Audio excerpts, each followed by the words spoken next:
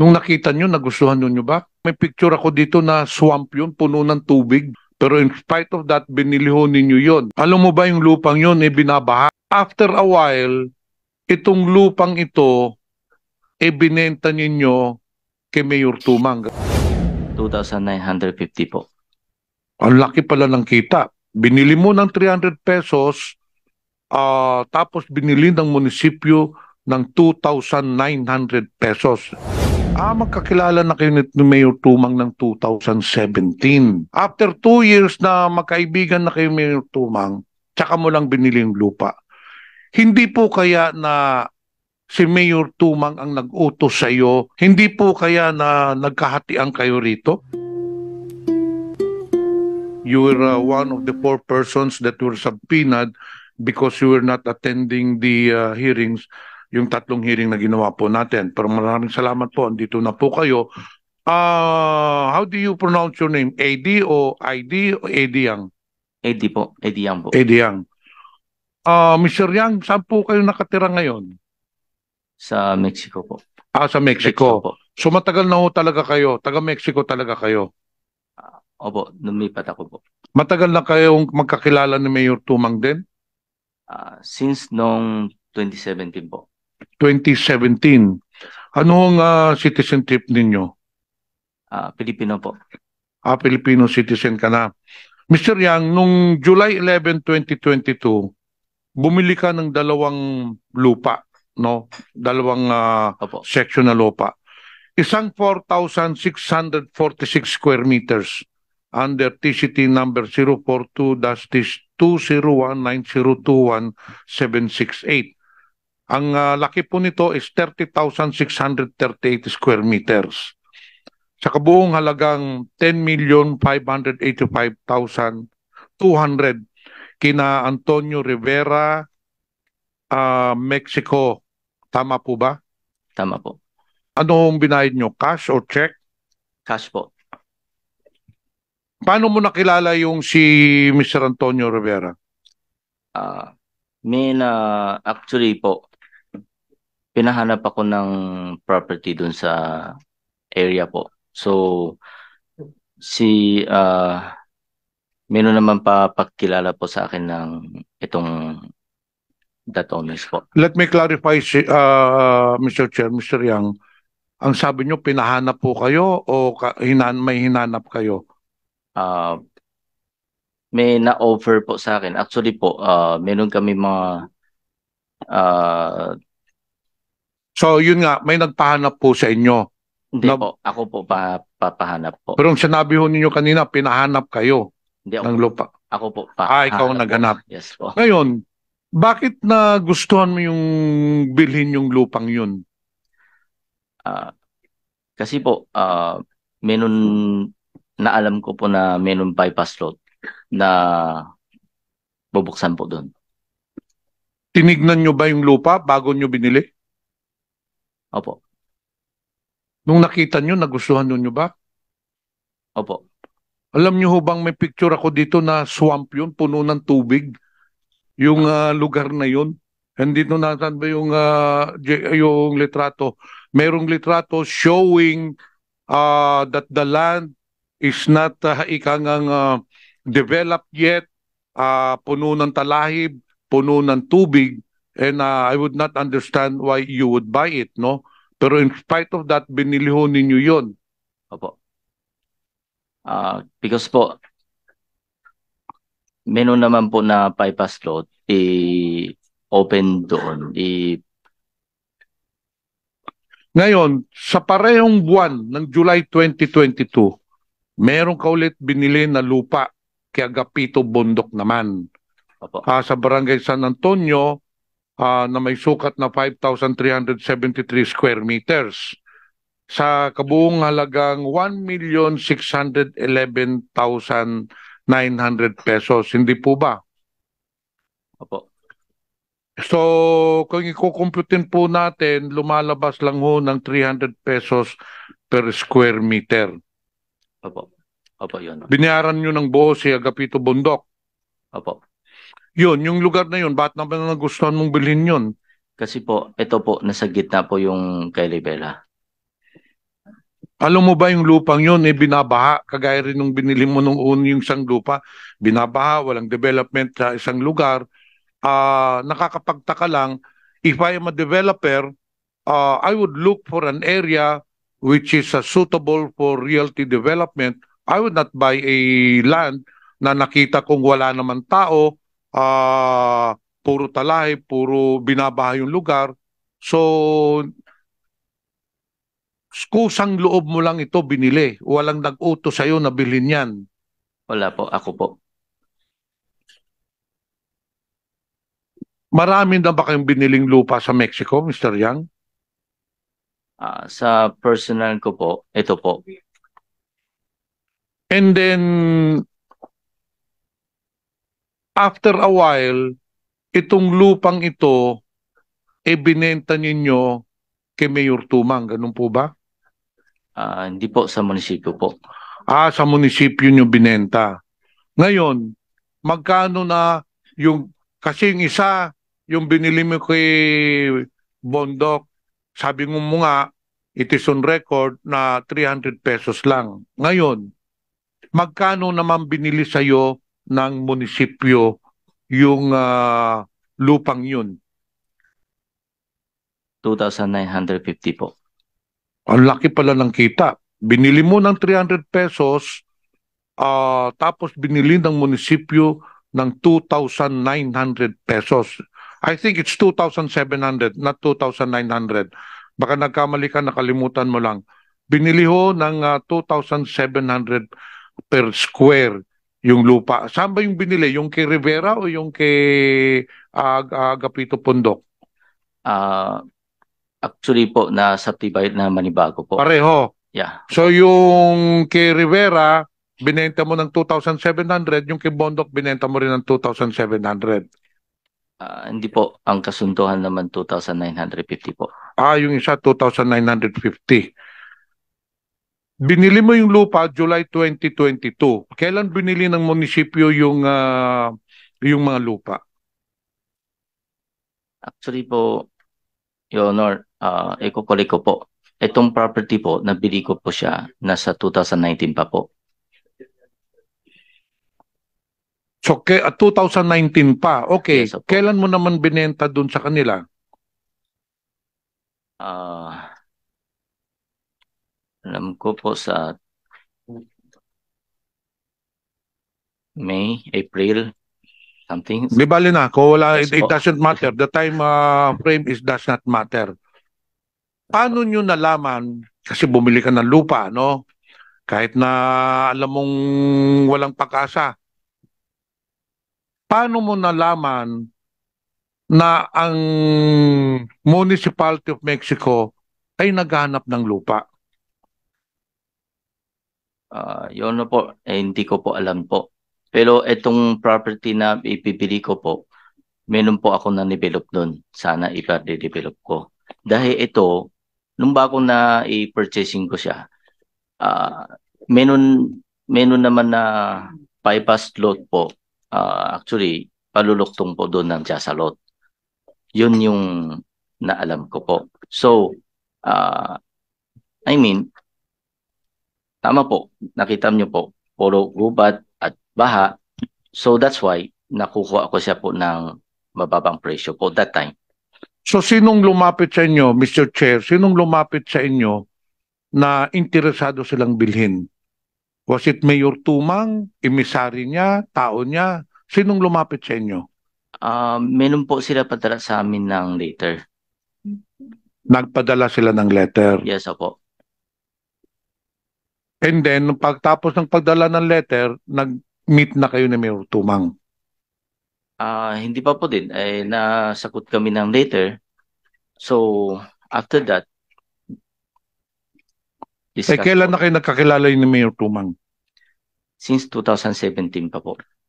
Magkakilala na kayo ni Mayor Tumang ng 2017. And then, binili mo yung lupa 2019. Yung binenta mo yung lupa 2023. Ito tanong ko lang. Since magkakilala na kayo ni Mayor Tumang, wala pa sa'yo yung lupa. After 2 years na magkaibigan na kayo, Mayor Tumang, tsaka mo lang binili yung lupa. Hindi po kaya na si Mayor Tumang ang nag-utos sa iyo na bilhin yung lupa na yun? Hindi po. Kasi in just a matter of 2 or 3 years, ilang percent ang increase? Binili ho ninyo ng 300, binenta nyo ng 2,700 pesos. Nakakapagtaka naman na hindi naman ganun ka-develop yung era, napakataas ka agad in a matter of years. Ako din po, meron akong mga lupa, hindi naman marami, pero ang alam ko, pag-increase ng lupa, alam po natin yan, it takes 10 to 20 years before it will appreciate. It will not, any land, any realty developer knows that na yung lupa na binili mo, hindi ka agad-agad tataas yan. It will take some time. Pero this time, Mr. Chair, in a matter of 2 to 3 years, kumita ng malaki hindi natin alam kung sinong kumita rito. But anyway, as far as the documents are concerned, malaki po ang pagtaas ng presyo. Yung lupa na yung binibili ng Mexico, hindi naman develop. Wala namang tao doon.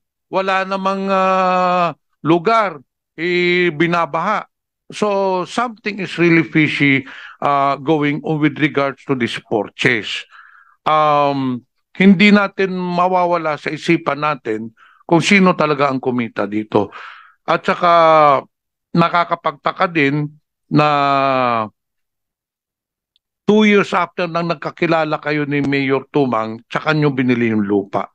Hindi po kaya na nagkahatian kayo rito? Wala po. Ano yung binayad sa inyo ng Municipality of Mexico? Binayaran kayo, cheque, buo? Yes po. Doon sa dalawang lupa, di ba? Hindi po. Sa isa. Sa isa, opo. 29.5 million? Opo. Saan mo ginamit yung pera ngayon? Ang laki-laki ng kinita mo, binili mo lang yun ng magkano? 300? So, sobra-sobra ang kita ninyo. Actually po, nasa invest naman kami sa mga properties na may mga kinikita. Anyway, I want to establish, Mr. Chair, that I think this matter has to be investigated by the COA, especially the Special Fraud Audit, because something is really suspicious with regards to the pricing of the land. Anyway, kilala mo ba si Mr. Roy Gomez? Opo. Paano kayo nakilala ng Mr. Roy Gomez? Pakilala po siya sa akin po doon sa isang kaibigan po ako. Yung kaibigan Alam nyo ko ba na si Mr. Roy Gomez ay right hand ni Mayor Tumang? Nung kilala po kami, hindi pa po. Hindi ko po alam doon. Totoo po ba na si Mr. Roy Gomez ang nag-asikaso ng deed of sale ninyo between Mexico and yung ikaw mismo? Ito po sa property po. At saka si Mr. Gomez, siya po, site 9 naman niya is process po na transfer. Ano to? Ikaw ang nakipag-usap kay Roy Gomez na asikasuhin to o siya nag-offer sa iyo? Ako po. Ako po. Pero alam mong malapit si Roy Gomez kay Mayor Tumang? Opo. Alam mo ba ang balita-balita na si Roy Gomez ang bagman ni Mr. Tumang? Ko po alam po. Anyway, Mr. Chair, one last resource person na lang. May I ask my question to Mr. Roy Gomez? Sino si Mr. Roy Gomez? Mr. Gomez. With indulgence about complemental. Mr. Gomez, please take a seat in front. Please transfer. Actually, Mr. Chair, I really want to ask questions to Mr. Roy Gomez because he is also involved in, not really involved, but he's one of the resource persons that we invited also dun sa isang hearing yung party sa nahuli na droga doon kay Willie Ong because the name of Mr. Rogy Gomez also came up. Anyway, Mr. Chair, can I proceed? Mr. Gomez, kailan po kayo nagtrabaho sa munisipyo ng Mexico? Year 2018 po, Your Honor. 2018. Yes po. Nagtatrabaho pa po ba kayo doon sa Municipality of Mexico? Ngayon, hindi na po, Your Honor. Kailan nung kayo nag-resign? Nag-resign po ako, Your Honor, noong pong August 25, 2023. So, ito tatanungin kita uli, kagaya nung tinanong ko. Ikaw ba nag-asikaso ng deed of sale ni Mr. Yang? Ako po yung nag-process, Your Honor, ng process po ng transfer ng ownership. Ano ba ang posisyon mo sa Municipality of Mexico, Mr. Chair? Nung bago po ako mag-resign, Your Honor, sa supply officer po. Yes, you are the supply officer. Anong connection mo? You are the supply officer. Bakit ikaw nagpapalo up ng mga deed of sale? Bali po, inask lang po na kung may magpa-process ng mga documents for transfer. Bali, nagsa-sideline lang po kasi ako, Your Honor. Hindi ka ba inutusan ng Mayor Tumang, since you're very close to Mayor Tumang, na Roy, itong nabili nating lupa kay Mr. Yang, ikaw mag-asikaso nito? Actually, Your Honor, may basbas po ako ni Mayor na asakasihin po yung transfer from Sir A.D. Yang to the municipality, and at the same time from Mr. Yang po going to the Municipality of Mexico. Dahil alam po nila na nag-aayos po ako ng transfer ng mga lote po. Ba't mo naman naisipan na mag-ayos ka ng transfer ng mga lupa sa Mexico? Yes po, Your Honor. Though may sweldo po ako sa munisipyo, kailangan ko po kasi ng magkaroon ng extra income dahil po yung mother ko po medyo may problema po sa health. Kaya po naisipan ko pong mag-sideline po. So ngayon po wala na po yung Natanggap mo na ba yung sulat ng sa Committee on Drugs regarding for you to appear on the next hearing? Your Honor, wala pa po akong na-receive. Marireceive mo yon, Mr. Chair. Yes po, Your Honor. Alam mo bang lumabas yung pangalan mo doon sa isang hearing regarding doon sa nahuli na 4 billion, ilang billion yung nagdroga sa Mexico? Yes po, Your Honor, napanood ko po yung Alam mo ba hearing bakit dito. lumabas ang pangalan mo, Mr. Chair? Lumabas ang pangalan mo because yung assessment Yes po, Your Honor. na pinadala kay Willie Ong dahil ang bumili ng lupa doon na pinagtayuan ng building na nahulihan ng droga pag-ayari ni Mr. Willie Ong. Ngayon, may lumabas na dokumento doon, yung sa assessment, ikaw ang pumirma. Yes po, Your Honor, ako po yung nag-receive. Pero bakit ikaw ang magpipirma? Bakit ikaw magre-receive? You are a municipal employee. Dapat ang mag-receive noon yung tao ni Mr. Willie Ong, si Mr. Willie Ong himself. Bakit ikaw ang nagre-represent? Are you an employee of Mr. Willie Ong? Ba't ikaw ang nag-receive doon sa assessment? Hindi po ako empleyado ni Mr. Willie Ong, Your Honor. Bali, pinakiusap lang po na kunin ko po yung assessment report. Mr. Chair, that is clearly illegal because you are not an employee of Mr. Willie Ong. You are an employee of the Municipality of Mexico. You are the supply officer. Yung assessment galing sa municipal assessor, tapos ikaw ang nag-receive. Ni-receive ko lang po, Your Honor. Ito ba iutos din ni Mayor Tumang na ikaw ang Hindi po. mag-receive? Hindi po, Your Honor. Si Mr. Willie Ong po ang Alam mo bang balita sa buong Mexico na ikaw ang bagman ni Mr. Tumang? Hindi ko po